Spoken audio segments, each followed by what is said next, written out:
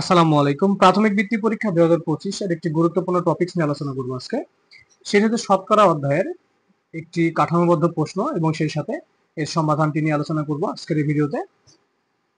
তাহলে প্রথমত দেখে নেওয়া যাক আসলে এখানে কাঠামোবদ্ধ প্রশ্নের যে উদ্দীপক আছে সেটা 50 টাকা দরে 25টি খাতা কিনে 8% লাভে বিক্রয় করা হলো। এটা মূলত এই অঙ্কটির যে উদ্দীপক। এখান থেকে দুইটা প্রশ্ন দেওয়া আছে, ক এবং খ। প্রথম প্রশ্নটি হলো 25টি খাতার বিক্রয় মূল্য কত। দ্বিতীয় প্রশ্নটি হলো যদি 6% ক্ষতিতে বিক্রয় করা হতো তাহলে 25টি খাতার বিক্রয় মূল্য কত হতো। আমাদের দুইটাতে কিন্তু বিক্রয় মূল্য বের করতে হবে।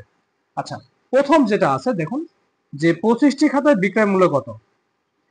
এখানে কিন্তু 50 টাকা দরে 25টি খাতা কিনে 8% লাভে বিক্রয় করা হয়, কিন্তু আসলে মূলত একটি খাতাতে কত টাকায় বিক্রি করা হয় সেটা কিন্তু এখানে দেওয়া নাই। আমরা সমাধান থেকে দেখে নিই যে এখানে যে বিক্রি করছে 25টি খাতা সেটি কিন্তু 8% লাভে, তাহলে এইখান থেকে অঙ্ক শুরু করতে হবে, মূলত এই অংশ থেকে।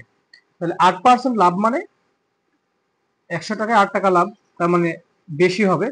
যে 8% লাভের বিক্রয় মূল্য, লাভ হলে সবসময় যোগ হবে। তাহলে এই যে পার্সেন্ট 100 আর তার সঙ্গে কত 8 যোগ, কেন যোগ?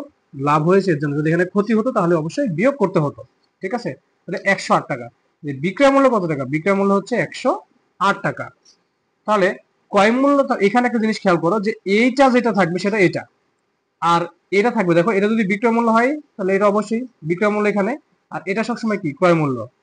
ঠিক আছে, দেখো যে ক্রয় মূল্য 100 টাকা হলে বিক্রয় মূল্য কত টাকা? 108 টাকা। ঐকিক নিয়মের অঙ্ক যে ওদের ক্রয় মূল্য 1 টাকা হলে বিক্রয় মূল্য 108/100।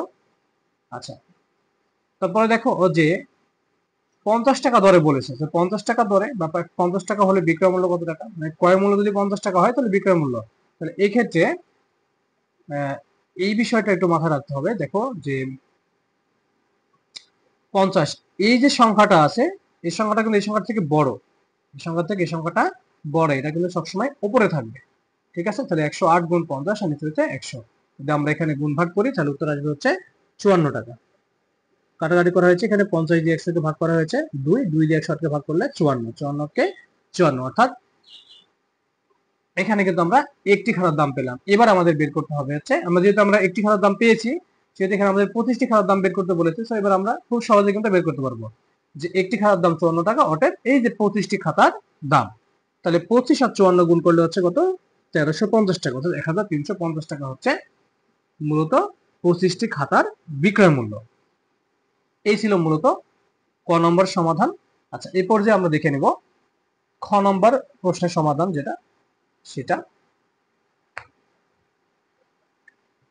প্রশ্নটি হলো যে যদি 6% ক্ষতিতে হয়, ক্ষতি মানে আমি বলেছি ক্ষতি মানে বিয়োগ করতে হবে আর লাভ মানে যোগ করতে হবে।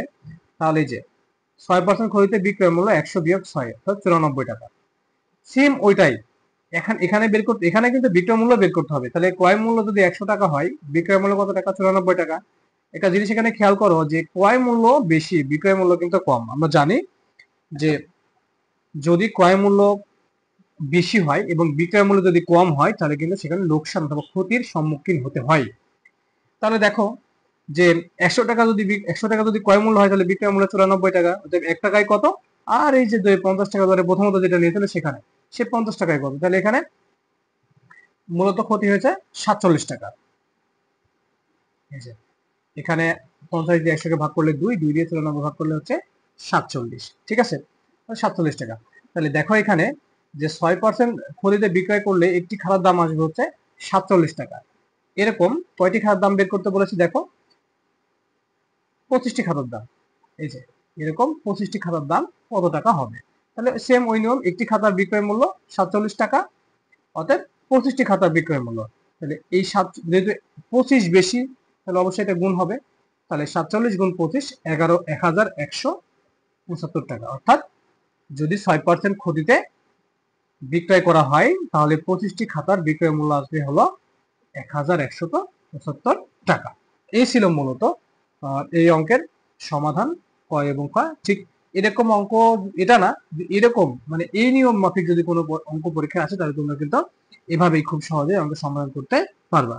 আজকের ভিডিওটা এই পর্যন্তই। আসসালামু আলাইকুম ওয়া রাহমাতুল্লাহ।